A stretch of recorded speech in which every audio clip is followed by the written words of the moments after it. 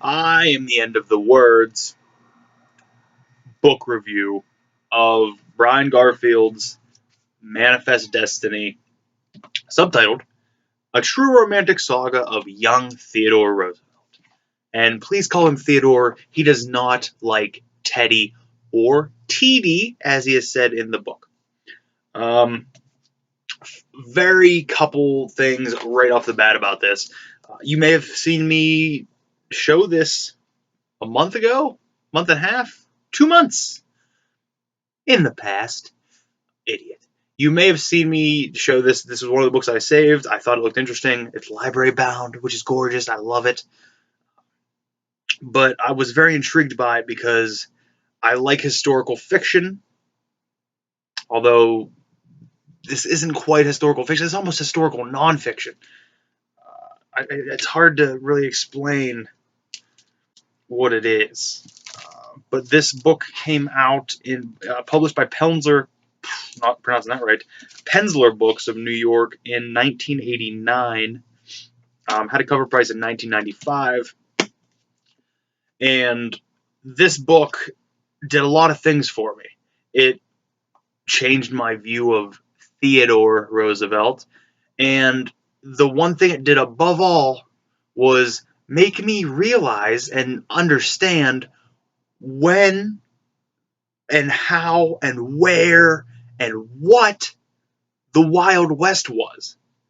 Because I never understood it. I couldn't put it into terms with when the Industrial Revolution happened. I couldn't understand when in time it happened, where they were riding horses. It didn't make sense to me until you took somebody out of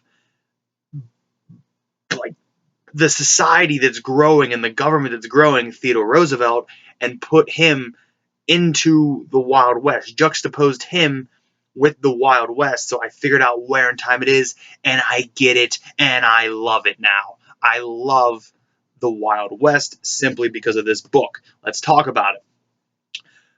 Theodore Roosevelt's mother and wife died on the exact same day in the exact same house. And although this book doesn't say it the way I'm going to say it, Theodore Roosevelt has a mental breakdown and goes crazy. Decides he wants to just become a cowboy.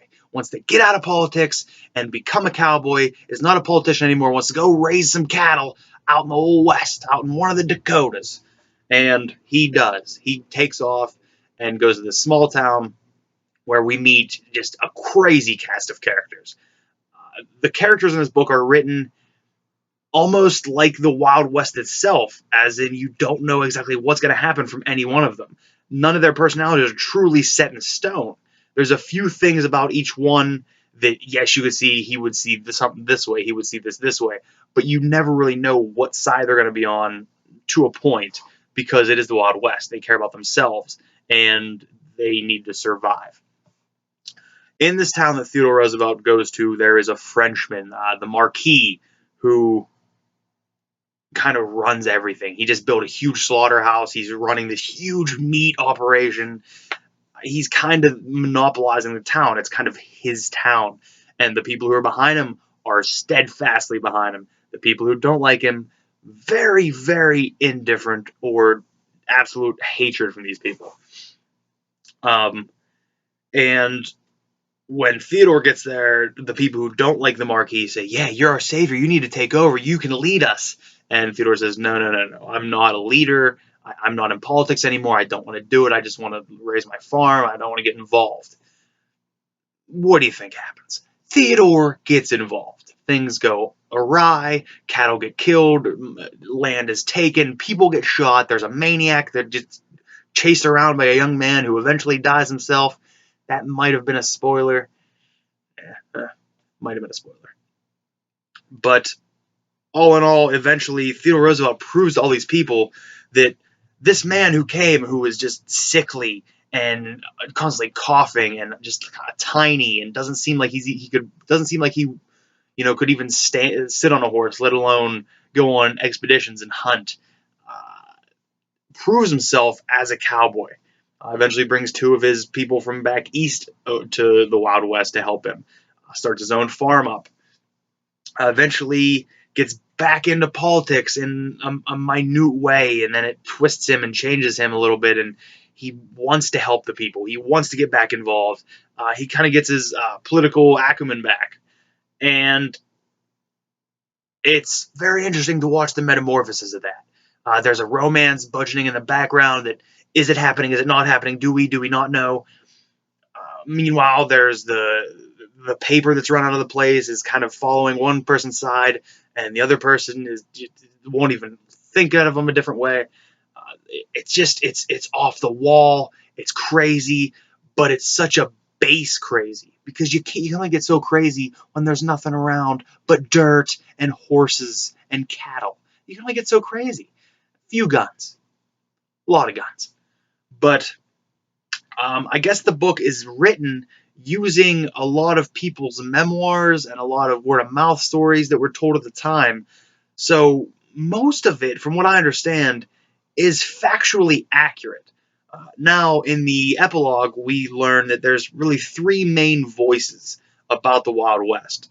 Theodore Roosevelt, and there are two painters, and their names are slipping my mind right now. I don't really know what they are, but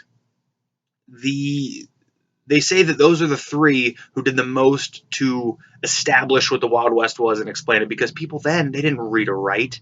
They didn't go around talking about their lifestyle. The people who went in and lived it with them and then went back. I mean, Theodore Roosevelt wrote the first, I don't know, 10 books. I don't know if it was 10. I don't know if it was 10. It was at least one about the Wild West. And another thing that he says is that the two painters are friends of Theodore Roosevelt's, so there's no real confirmation on if those painters ever even went to the Wild West, or if it was just Theodore Roosevelt telling them his stories and then painting it. So Theodore Roosevelt may, hear me out, may have been the only man to live in the Wild West. He may have been out there alone with a bunch of cattle, having his mental breakdown, hallucinating everything. There was no saloons, there was no duels, there was no guns, there was no fights with the Indians, there was no lassos, there was no...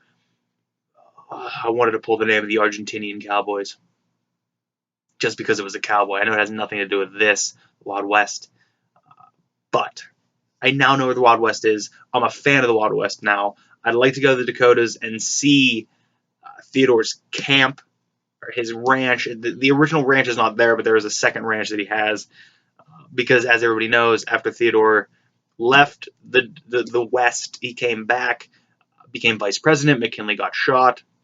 He became interim president and then became president in his own terms. There's a story of him revisiting the town. And one of the greatest things I love about historical fiction, nonfiction, let's go historical nonfiction, is at the end of this, he tells you what happened to every single character. It's all tied up. We know what happened. We know, are they dead? Well, they're all dead. Spoiler, they're all dead now. But we learn what happened to them. What if they have riches? If they lived a great life? If they were brutally murdered? Everything is flushed out. The bottom of the book, it just drips out, all with bows already wrapped around it, and flushes away, and it's complete. It's a complete work. My mind doesn't have to think about it anymore. I can close the book and be done, which I enjoy very much, very much. I loved this book. Not knowing anything about the Wild West, which meant me hating the Wild West because I didn't understand it. That's a huge step for me. And can I say Theodore Roosevelt, American hero? I will say it, and I will stick by it. And you are also a hero for making it through this. I know I was gushing, probably talking too fast, because that's how I talk. I wonder if subtitles work on my videos, because some people might need them. I talk way too fast. I know I do. Can't do anything about it. Read Manifest Destiny by Brian Garfield, and thank you for watching.